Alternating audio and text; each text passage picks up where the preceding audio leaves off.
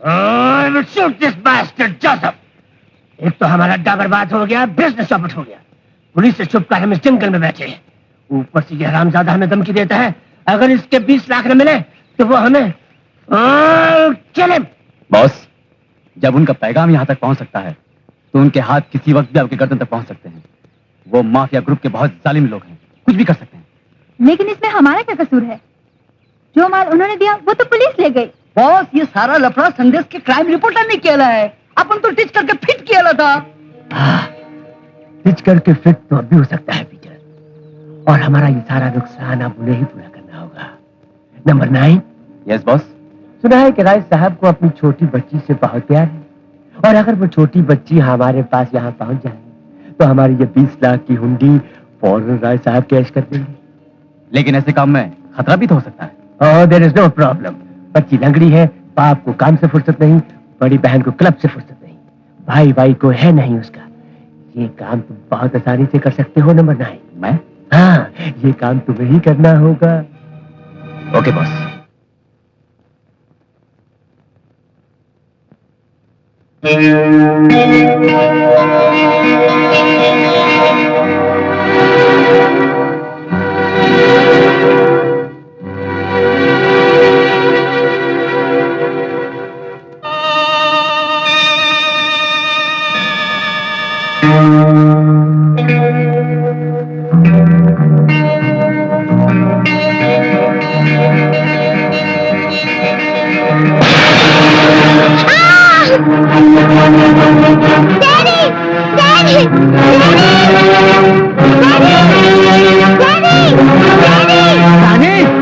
रानी, क्या हुआ बेटी?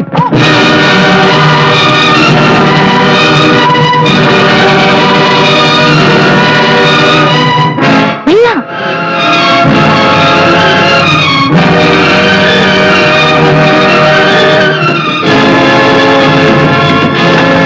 बाबूजी, बाबूजी, बाबूजी। डैडी, डैडी, डैडी, अब तेरी असलियत मेरी समझ में आई। तूने मेरे डैडी की हालत की है, अपने भाई से मिलकर मेरी बहन को उठा के ले जाने की साजिश की। अब मैं तुझे नहीं छोड़ूंगी, मैं तुझे जिंदा नहीं छोड़ूंगी।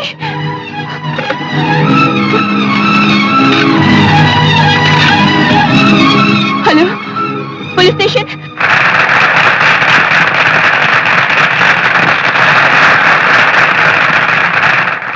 हमारे देश को विजय जैसे बहादुरों की बहुत सख्त जरूरत है। एक क्राइम रिपोर्टर होने के बावजूद मिस्टर विजय ने पुलिस फोर्स की जो मदद की है उसकी तारीफ लफ्जों में नहीं की जा सकती। सच मानिए, आज पुलिस फोर्स की तरफ से इनके गले में यह मेडल पहनाते हुए मुझे बेहद खुशी हो रही है।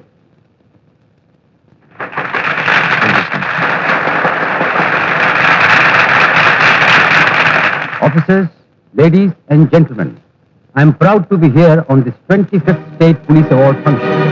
I extend my thanks.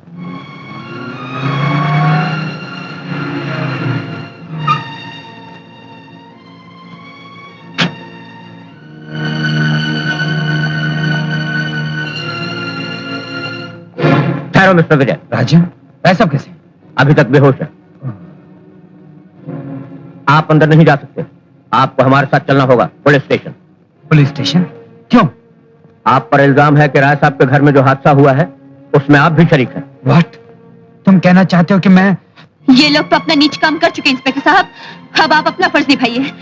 इनकी पत्नी तो हवालात में पहुंच ही चुकी है, लगा दीजिए पति को बेहद कड़ी। लक्ष्मी, मुझे सब पता चल गया है, वो जलील नौकरानी दरअसल तुम्हारी पत्नी है, और जो शख्स रानी को उठाकर ले गया वो तुम्हारी पत्नी का भाई। आज तुम सबकी साजिश की वजह से मेरे डैडी की ये हालत हुई है। इंस्पेक्टर साहब, आप सोच क्या रहे हैं? गिरफ्तार क्यों नहीं करते इन्हें? वक्त जाया मत कीजिए, चलिए मिस्टर विजय। देखो राजन,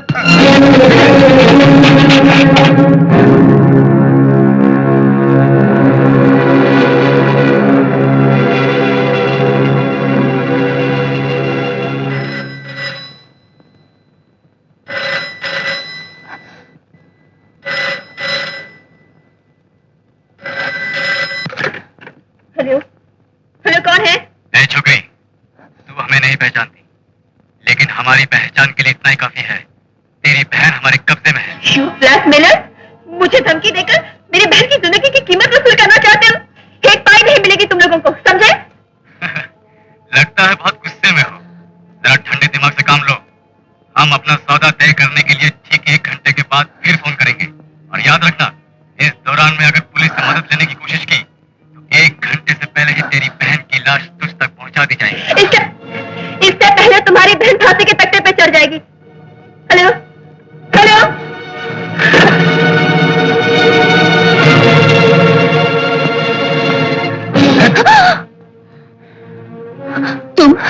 तुम यहाँ क्यों आए हो? तुम्हारी आंख में जो पर्दा पड़ा है उसे हटाना है। पर्दा हटाने आए हो या पुलिस से छुपने के लिए इस घर के पर्दे की आड़ लेना चाहते हो?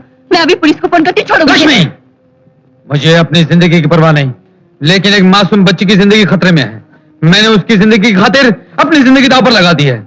लेकिन मैं तुम्हें कैसे समझाऊं, जिस सरोज को तुम मुजरिम समझ रही हो वो मुजरिम नहीं है। कह दो कि वो तुम्हारी पत्नी भी नहीं है। मेरा उसके साथ कोई रिश्ता हो ना हो, तुम्हारा उससे बहुत नाजुक रिश्ता है। सरोज तुम्हारी बहन है। हाँ, वो भी राय साहब की ही बेटी है। और बदकिस्मती से जिस शख्स ने रानी को किडनैप किया है वो भी राय साहब का ही बेटा है, यानी कि वो भी तुम्हारा भाई है। नहीं, ऐसा नहीं हो सकता। यही हकीकत है। और दूसरी हकीकत क्या है वो भी बता देता हूँ। मेरी और सरोज की शादी किन हालात में हुई, कैसे हुई, उसके पीछे भी तकदीर का बहुत बड़ा हाथ है। अपने भाई आनंद की जिंदगी बचाने के लिए एक दिन, अब तो सारी हकीकत तुम्हारे सामने आ गई। तकदीर ने जो मजाक तुम्हारे डैडी के साथ किया है उससे कहीं ज्यादा भयानक मजाक मेरे साथ हुआ है। अब तुम चाहो तो पुलिस को फोन कर सकती हो।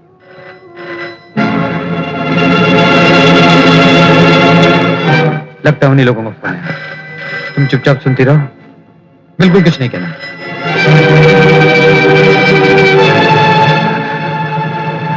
हेलो, उम्मीद है अब तक आपका गुस्सा ठंडा हो गया होगा। आपकी बहन की जिंदगी की कीमत सिर्फ 20 लाख रुपए है और ये मामूली सी रकम कैश की सूरत में हमें कल तक मिल जानी चाहिए, वरना आपकी बहन का क्या अंजाम होगा वो हम आपको पहले ही बता चुके हैं। रकम कब और कहां पहुंचानी है ये कल आपको ठीक 4 बजे बता दिया जाएगा। हमारे फोन का इंतजार कीजिएगा। हाय राम, इस खानदान ने तो हमारे खानदान की खटिया खड़ी कर दी। मैं मुंह किसी को नहीं दिखा सकती। अब सारे मोहल्ले में मेरी नाक कट गई। क्या हुआ भाभी? ले पढ़ के बता इसे कि इसकी बेटी ने क्या गुल खिलाया है। तस्वीर छपी अखबार में उसकी। अखबार में तस्वीर छपी है? किस लिए? क्या बात हुई? मुझे भी तो बताओ। तुम्हारी बेटी को पुलिस ने गिरफ्तार कर लिया है। हथकड़ी लगाई है, हथकड़ी। हथकड़ी? किस लिए? ऐसा क्या कसूर किया है मेरी बेटी ने? जल्दी बताओ, जल्दी बताओ। मेरा दिल बैठा जा रहा है।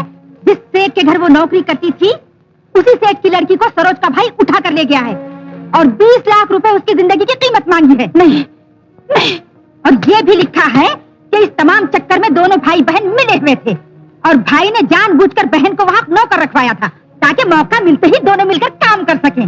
नहीं नहीं। और सुनो, इनका एक तीसरा साथी भी था जो राय साहब का बेटा बना हुआ था।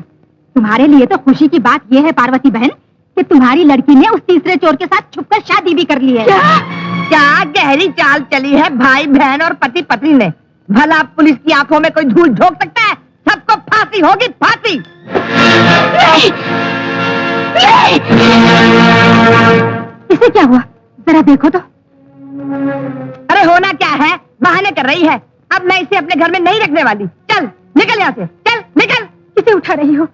मुर्दा भी कभी उठा है? क्या मर गई?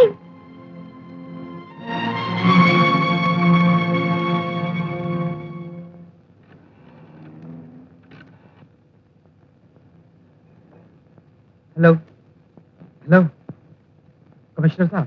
विजय, ये मैं क्या सुन रहा हूं? तुम कहां हो? मैं जहां भी हूं, यकीन रखिए आपसे दूर नहीं। आपने जो मेडल मुझे दिया है उसकी कसम खाकर कहता हूं कि मैं निर्दोष हूं और वो लड़की जिसे पुलिस ने गिरफ्तार किया है वो भी बेकसूर है। असली मुजरिम कौन है? अगर आप मुझे 12 घंटे की मोहलत दें तो मैं सारी गुत्थी सुलझा सकता हूँ। मुझे तुम पर भरोसा है विजय। वो लड़की जो आपकी हिरासत में है, अचानक इस सदमे से उसकी माँ की मौत हो गई। इस आखिरी वक्त में अगर उसे अपनी माँ के दर्शन की इजाजत मिल जाए तो ये मुझ पर एहसान होगा। इत्मीनान रखिए, उस लड़की की पूरी जिम्मेदारी मुझ पर है। तुम फिक्र मत करो बेटे, मैं अभी उसका बंदोबस्त करता हूं।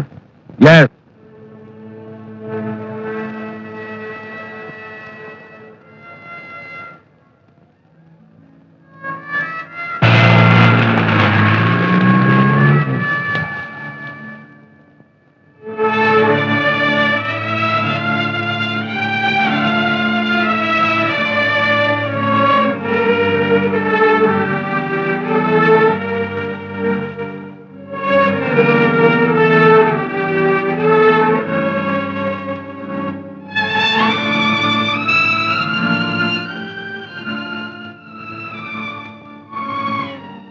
मिस्टर विजय, कमिश्नर साहब से कहकर आपने जो ये माँ बेटी का आखिरी मिलन कराया है, देखा नहीं जाता।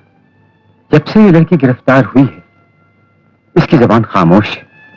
इस खामोशी के अंदर कितने तूफान करवटें ले रहे हैं, ये तुम नहीं जान पाओगे इंस्पेक्टर। आखिर कब तक लाश को इस तरह रखा जाएगा? अर्थी कौन उठाएगा? अर्थी तो कोई न कोई उठा ही लेगा, लेकिन लाश के सामने डोली लेकर उसके बेटे को ही चलना होगा। वो तो है ही नहीं। फिर बेचारी को रास्ता कौन दिखाएगा? इसकी मुक्ति कैसे होगी? घर का दामाद भी तो बेटे के बराबर होता है। मां की मुक्ति के लिए इनके अर्थी को रास्ता मैं दिखाऊंगा।